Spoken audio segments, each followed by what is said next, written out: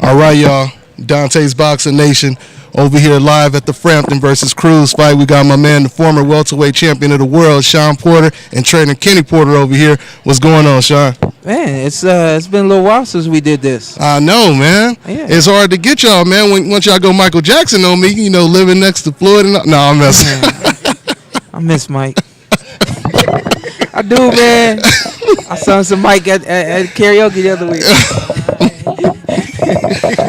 Man, Mike was a bad boy. Let's do it. What we talking He was about? a bad boy. So, first thing I want to ask you, Shawn, is the Andre Berto situation. Now, and I heard that Andre Berto, he heard you talking, and he getting a little heated now. It sounds like he fired up for the fight now. He's getting a little heated right now. I think it could be because, I'm probably saying some things publicly that he doesn't want to say yet. But, I gave y'all the information yesterday, and what was told to me that the fight is not official yet, but it's moving in the right direction. It should be happening. It's supposed to be Shawn Porter and Andre Berto, and it should happen in April. I think that's perfect timing, especially for the program that we on right now, training wise, and refocusing in all that kind of stuff.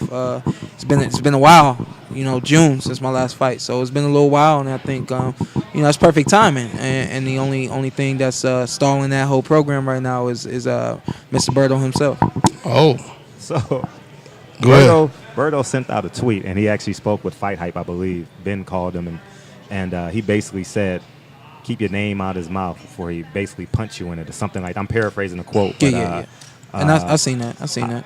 Why would he want to take it to a street fight when there's $7 million if he gets in the squared circle? It ain't real, you know what I mean? When I first looked at, I think he went on a little Twitter rant about 6 to 8 tweets back to back, and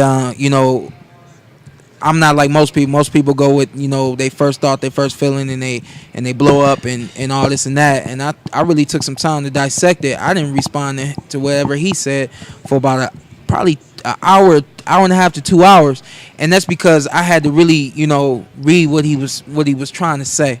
And I think at this point when you talk about him wanting to take it, quote unquote wanting to take it to a street fight and punch me in my mouth instead of doing, like he said, quote unquote, letting the business happen and us fighting in the ring and making some money off of this thing. I looked at it and I said, okay, now you just playing games. Now you just you trying to hustle on social media, and I don't get down like that. So I made it plain and simple that the business is taken care of. Don't let the business play you. And basically what I meant by that is don't miss this opportunity for a big fight and against a very good fighter myself, and the same for him. And I'm just reading the comments. They listening to you right now. Shout out to Arab King. He said that Berto said that he not fighting you next, and you just talking a whole lot of stuff. Yeah. If he's not fighting me, then he ain't doing what the business want him to do. The business wants him to make some money. The business wants him to be seen, and the business wants him to fight Showtime Shawn Porter. Now, Shawn, there's a whole lot of talent at the welterweight division. So just in case Andre don't take that fight, who's on your hit list right now? I don't know. That's probably an ignorant answer right now, but when I zero in on somebody and you're the guy that I'm told is gonna be, everything kind of begins to evolve around that one guy. Outside of that one guy, I know that the big names that I want are just not available right now, and I don't think I need to say any of those names. Y'all know everybody in the one and the number 2 guy. Outside of that, it was told to me that Andre Berto was going to be the guy. So in my mind, he has been the guy for quite a while now. Okay. Now, Kenny, I want to ask you, since we already got your answer on Kell Brook, Errol Spence yesterday. Kenny, why do you think it's all good? Kenny, why do you think Kell Brook doesn't want to take that fight? He said he'd rather take the Amir Khan fight. He said nobody knows who Errol Spence is. Don't you feel like you're there now? I'm right here with him. Okay. Well, just in case people call in, but it's all good. It's all good. He got that fancy hat on. He don't want to mess that hat on. It wasn't that. I can put it behind these big ears. New edition. He's inspired by the new edition story. Cool it now.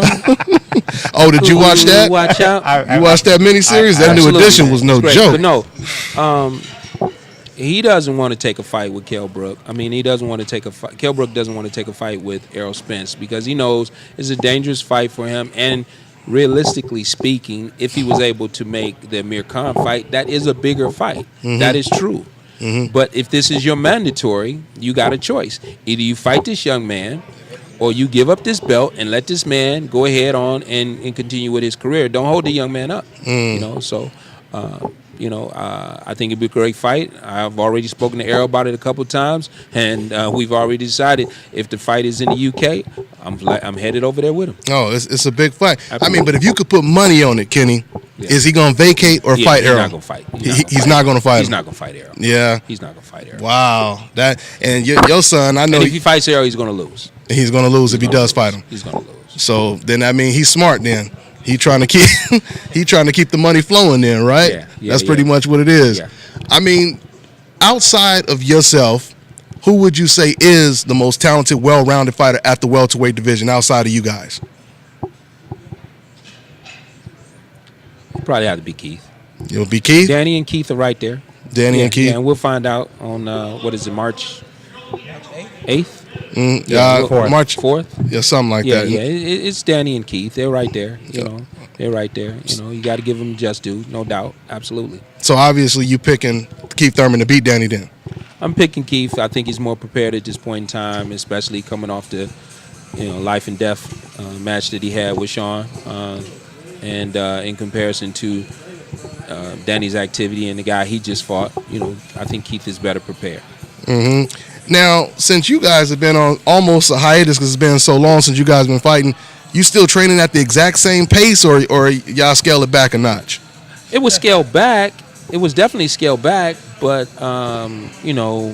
he was working out within a week of the Keith Thurman fight, and he worked for a week, and then he took a week off, and then he came back, and he worked for 2 weeks, and then he took a week off, and he came back. And since then, it's just been a balance of about 4 days a week of working, and then we just try to keep everything in order. So we're waiting until the official, we've still continue to bring in sparring partners and things like that, but we're waiting on the official date and official opponent before we bring in the sparring partners. Okay. And everybody in the comment section, they keep saying, are you guys going to fight Errol Spence?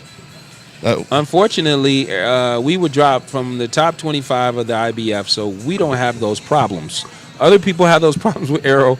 We don't. Yeah, we're not even in top 25. Matter of fact, he even closing in on the winner of Danny Garcia and Keith Thurman because he's the number 2 WBC rated. So, you got to understand the ratings. You got to understand the ratings. Explain them. Oh, you don't understand them? If a guy is your champion and then 8 weeks later when you come out with your first rankings, he's not even in there. Yeah, I remember you told me that. So the same thing for the guy that gets ranked high. Sean's number 3 with the Ring magazine.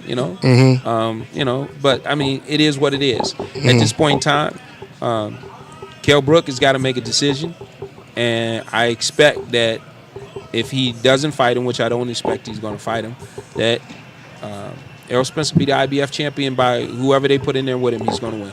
Okay. Yeah. And Shawn, man, both of you guys, since you starting with the mic, break down Golovkin versus Danny Jacobs. How does it go down? It's a tricky one, huh? You passed the mic. Man, it's cutting to me. It's just plain and simple, man. I want Danny Jacobs to win that fight.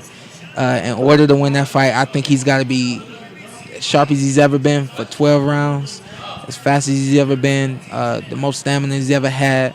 He has to be able to hold on to his speed and quickness and the power that he has on the end of his shots for a course of 12 rounds.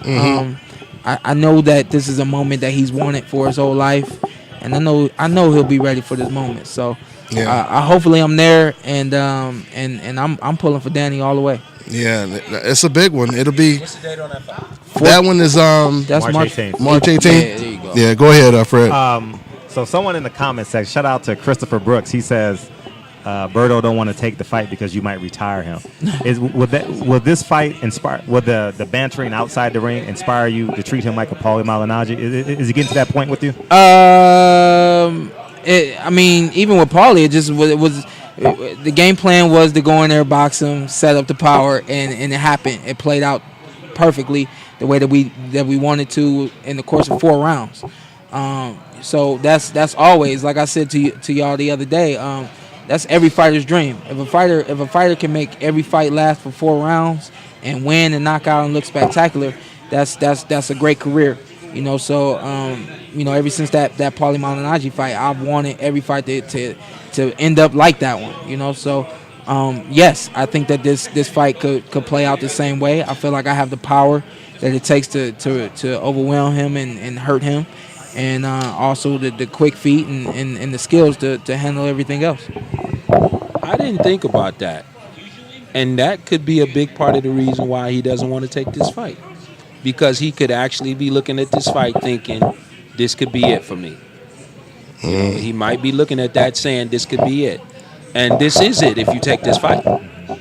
Because I know me as a trainer, I'm going to do everything within my power to make sure that he's prepared to do just that. To do just that. So, we're just waiting on him to say yes. So you or want no. Man up and say no.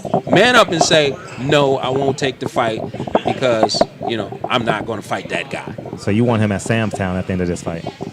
Sam's Town. That'd be nice. Right down the street from us. Fight on Mayweather Promotions? Is that what you want? Fred, full of jokes. Nah. It ain't nothing like that at all. But maybe that's something that is in his mind. That's not something that's in our mind. In our mind is fighting the Keith Thurmans and the Danny Garcias.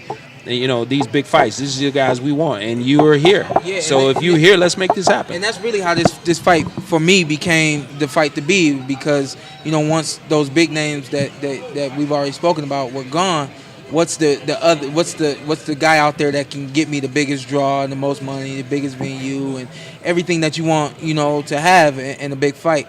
And it just so happened to be Andre Berto. So it was no disrespect ever when I contacted him saying, hey, let's make this fight happen. It was just 100% me realizing that, you the guy that's going to get us both where we need to be. We at this point, we need each other. We, quote unquote, need a dance partner.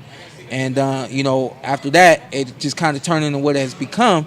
And that's just because the messages that are being relayed to me, for some reason he's relaying different messages to the world, saying that my messages that I'm relaying to y'all are not factual, and what I'm saying is it is. So get ready for war. So I'm just going off the comment section. Someone in the comment section, you look like he's fresh off the set of Boardwalk Empire. Man, I tried tonight. I called my tailor. I said, hey man, you think I should throw the suit on? Hey, look, hey, and I had a plaid suit. It was It was like a little, and he was like, no. He said, just go with the tie. He said, that's a white tie. I was like, yeah. He said, you good there. Just do that. He got his boys, the men, cooling now. Yeah. New edition. It's all good. Well, I see the fight's about to start. So real quick, I know you already talked on it yesterday, but call the fights for us, Shawn and Kenny. How's it going down? Frampton Cruz and then Mikey Garcia versus Atichinen. Great fights. Both of them are great fights. We've been waiting to see Mikey for a long time. So it's good to see him back in the ring again. And I'm definitely looking forward to the main event. I know both guys. I feel like this fight is going to play out the same way as it did the last time. It's hard to stop Santa Cruz from punching. Frampton's got a little bit of skill and finesse to him too. So I think that's where he came up on top. Was that he displayed a little bit more defense than Santa Cruz did, and I think Santa Cruz is gonna push put the pedal to the gas and not let off. I think Santa Cruz will win this one. Okay. I got Santa Cruz, and they're gonna have to have a tiebreaker. So you got Santa Cruz. Yeah, I look forward to. So you think he's gonna box like he did against Abner Mares, and it'll be a difference, or is he gonna do the first thing he did in the first fight? I think he's gonna be still aggressive on the offense, but from what I've read, his dad has worked more on the defense in this particular fight, which is a good thing. A great thing is always great to have offense, but always even better to have defense. So I'm looking forward to him winning this victory and then them having a tiebreaker. Okay, and did you mention Mikey Garcia versus Atichinen? Mikey Garcia, I expect him to win. Obviously, people don't know too much about Atichinen, right? I don't know. I can't even say his name. Yeah. But I expect him to win because of his lineage. I'm going with his lineage on this. Okay. Well, thanks for your time, guys. Anything else you want to say to the fans, man? Berto, make this fight. I might go do some karaoke after this. Karaoke? Hey, you. So my question to Andre Berto: can you stand the rain? There, no pressure. There. Hey, they calling Kenny. Your mic is off. Oh, my mic is off. Oh, Kenny, they calling you the. That's why you need the headphones so we can hear. What they called? I'm laughing my ass. They called you the Suge Knight of boxing. Suge Knight. Yeah, Jason I got Shawn your back, called you Kenny. the Suge Knight of boxing. Just let him know that my lawyer is right back there, and he also got some big pies. Hey, my dad do it. Hey, he look like he look like he fresh out. This is his first fight back, right? Yeah. You fresh out, you put that suit on, that Easter suit on. Put the hat on. I'm not the guy I used to be. Who? You said you got his lawyer over here. See, how many boxers got lawyers? You see what I'm saying? Doing it too much, man. He doing too much.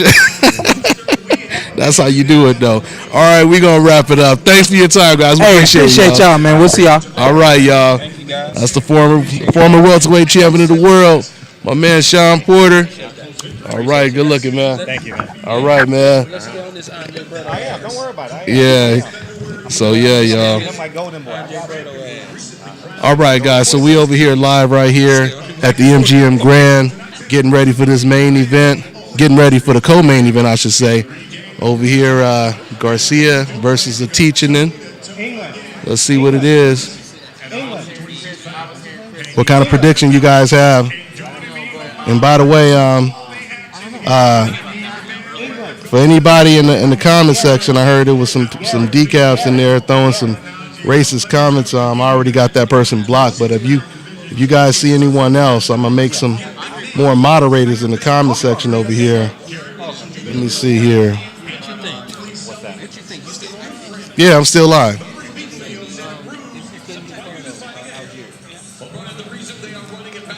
Algeria. I mean, it's a good fight. Robert Guerrero is good too. Yeah, Robert Guerrero is good. Felix Diaz.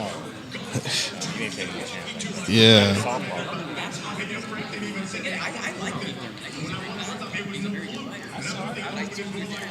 All right, guys. We live over here. We just finished with interviewing Shawn and Kenny Porter, as you guys can see on the camera right now.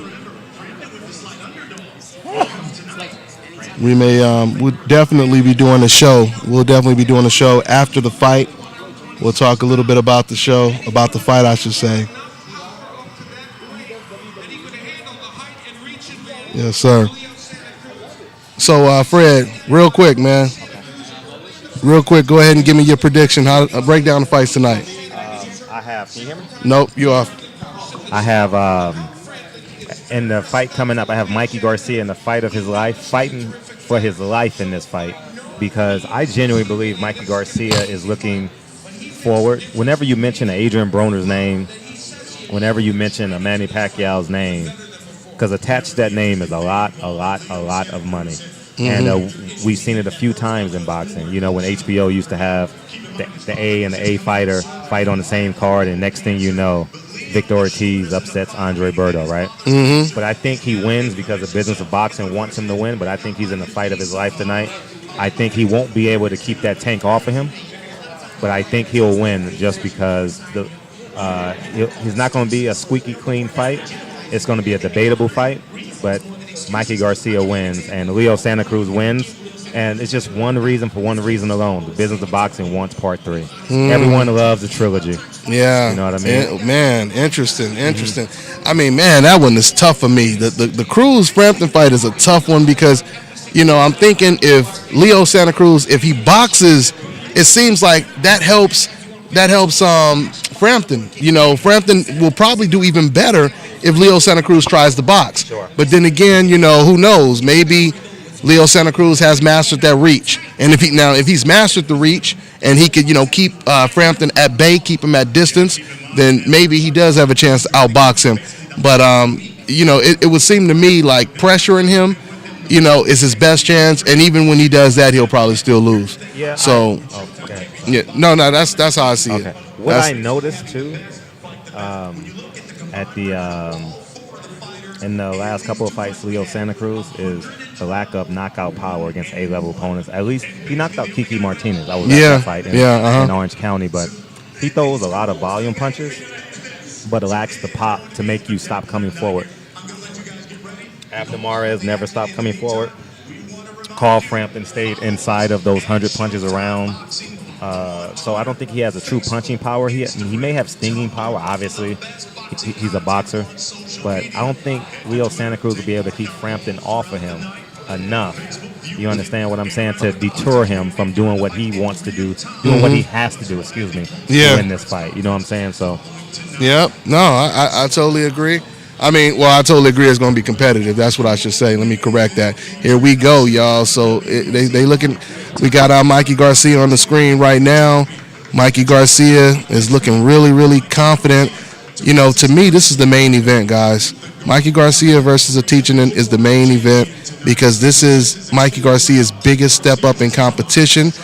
We already seen Leo Santa Cruz step up in competition. So, there's a lot of question marks. And we're going to know if Mikey Garcia is the real deal tonight. That's what we're going to find out. So, go ahead, Fred.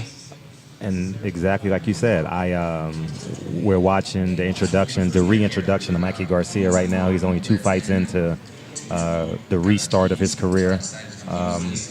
And he has everything he needs to be great. He's the 3rd fighter in his family. Well, his dad, I don't believe his dad fought, but for the sake of this conversation, he's the 3rd person in this fight to be entrenched in the boxing. And he has a family behind him. He literally, if he wins impressively, he could potentially have a nation behind him. The beginning part, maybe Mexicali right now. Yeah. Maybe not all of Mexico, but he has a chance to be special because he speaks English well. They do a good job of promoting him. But I'm afraid that he may be looking past this fight. It's just my heart of hearts, And it's hard. It's hard for me to say fighters look past certain fighters. Maybe the build up, they may kind of slightly look past them. But I feel once they get in the ring and that person is throwing punches at them, that's all they're focused on at that time. So I guess it can be a mixture of you possibly looking past someone if outside of the ring you're like, I'm gonna beat him, and then you get in the ring and you find out he's a little bit better than you thought. But my whole thing is, all I'm saying is the best man is going to win. There shouldn't be too many excuses. Everyone is looking at this as a huge step up in competition for both fighters. So we'll see, man.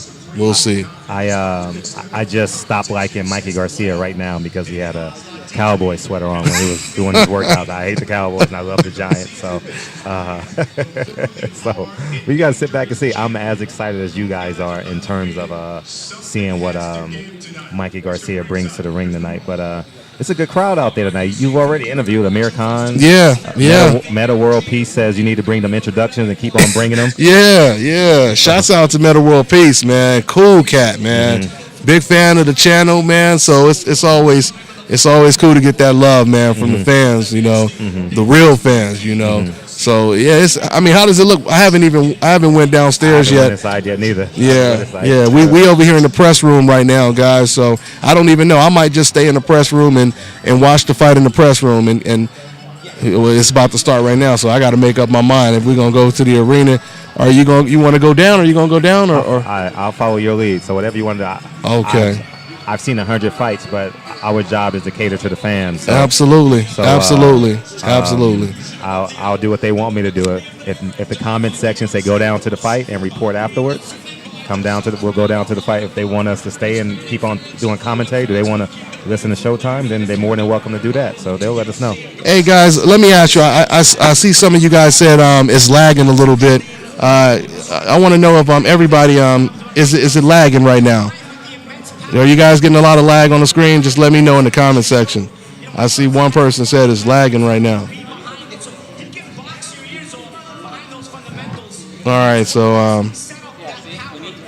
I don't see any new comments. So anyway, okay, they say it's lagging a lot.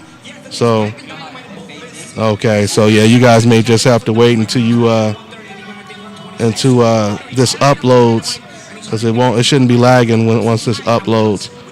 But anyway, guys, all right, well, we're gonna go ahead and wrap it up, guys, and we'll talk to you guys after the fight.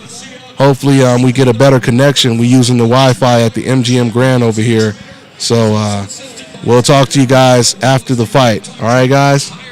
My man, Barbershop Conversations, Dante's Boxing Nation, signing out, y'all.